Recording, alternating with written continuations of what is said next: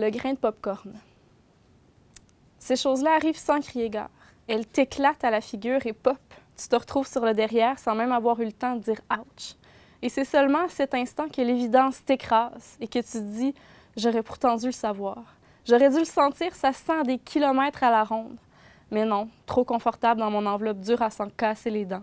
Je n'ai pas vu. Je n'ai rien vu. Jusqu'à ce que son texto vibre entre mes mains. Le « faut qu'on se parle », fatal à toute relation de couple. Je me suis dit « c'est sûrement pas si grave », en sachant très bien que c'était faux. Et l'appel qui fait gonfler l'angoisse parce que j'arrive chez vous dans 10 minutes. À peine le seuil de la porte franchi, tu me demandes « comment ça va ?» Comment veux-tu que j'aille alors qu'il faut qu'on parle? On sort dehors parce que mon père arrive dans 15 minutes. Aucune envie d'un malaise de plus. Donc je marche. Oui, je marche sans te regarder. Tant que je ne vois pas tes yeux, rien n'est réel. Et toi qui me dis, c'est pas toi, tu sais, c'est moi. Et cette phrase me fait chier. Non, mais qui dit ça encore de nos jours? C'est pas toi, c'est moi. À part ceux qui veulent avoir l'air de faire pitié. Et qui donc aiment cette phrase, à part ceux qui pensent que la douleur va couler comme du beurre parce que, hey, c'est pas grave, c'est pas moi, c'est lui. Alors tu me laisses là comme une épaisse, la bouche grande ouverte, plus capable de rien avaler parce que sérieusement, tu me gaves avec tes paroles en l'air. Et tu me dis, sans plus de cérémonie, j'ai déjà fait éclater le pop-corn pour ce soir. Je te le laisse, ça va sentir trop fort dans mon char. Art poétique. Mon art poétique à moi, c'est le noir du fleuve de Rimouski quand la nuit tombe. Le noir de minuit, pour être plus précise. Il se chante au bord de l'eau comme le chien jappe au loup qui hurle au ciel. Le noir d'un fleuve, c'est un appel, c'est une ouverture béante. C'est l'immensité qui s'étend devant toi, comme ça, sans prévenir. Tu marches dans la ville, tu longes les boutiques fermées, tu reluques les vitrines en calculant les heures de sommeil que tu as devant toi avant que ton réveil ne retentisse et ne t'oblige à te rendre à tes cours. Yes, c'est bon, j'ai mon 8 heures. Si je m'endors en moins de 15 minutes, c'est possible, oui, j'y arriverai.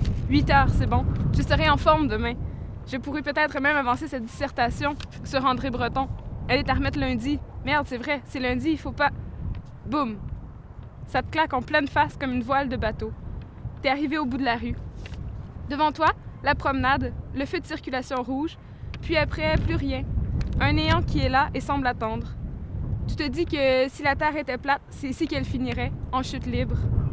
Tu as envie de te pencher par-dessus la balustrade pour voir ce qu'il y a après, plus bas, essayer de déchiffrer le noir, mais non, quelque chose t'en empêche. Tu frissonnes. Ce n'est pas exactement de la peur, non, plutôt une peur de soi. La volonté est quelque chose de fort et faible à la fois. La peur de ne pouvoir t'empêcher de zipper ton manteau, nouer ton écharpe et marcher. Qui sait, peut-être ce noir possède-t-il une force centrifuge qui, lorsqu'on s'y approche de trop près, nous avale en son sein? Déjà, de loin, de ton bord du feu de circulation, tu sens cet appel des tripes, ce cri viscéral vers l'infini. Tu as le vertige, tu accélères le pas et la respiration. Faudrait pas écourter les 8 heures de sommeil, non, tout allait si bien il y a quelques minutes, surtout ne pas le compromettre. Mon art poétique à moi, c'est le lit des mots. Le fleuve comme une structure, un support qui tient quelque chose d'infiniment plus grand, d'infiniment plus beau. Un espace de création où tout est possible. Bien que tu connaisses ton alphabet, la langue française, la syntaxe, bien que tu saches qu'il y a une ville de l'autre côté, Forestville, et qu'entre les deux, à moins de 10 km, l'île Saint-Barnabé repose, bien que tu aies conscience de la géographie des systèmes, tu connais également leur absence de finalité. Il y a aussi cet autre côté du noir. Une incapacité qui ronge, qui dévore. Une grande gueule béante de chien qui cherche à japper, mais qui n'y arrive pas. Tu as envie de lui donner une voix, une parole, envie de lui flatter le flanc en disant qu'il y arrivera. Mais non, tu continues ton chemin.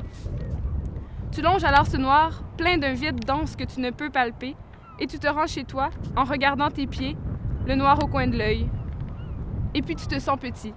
Oui, petit, tout petit, face à cette antithèse de la lumière et qui pourtant brille par sa limpidité.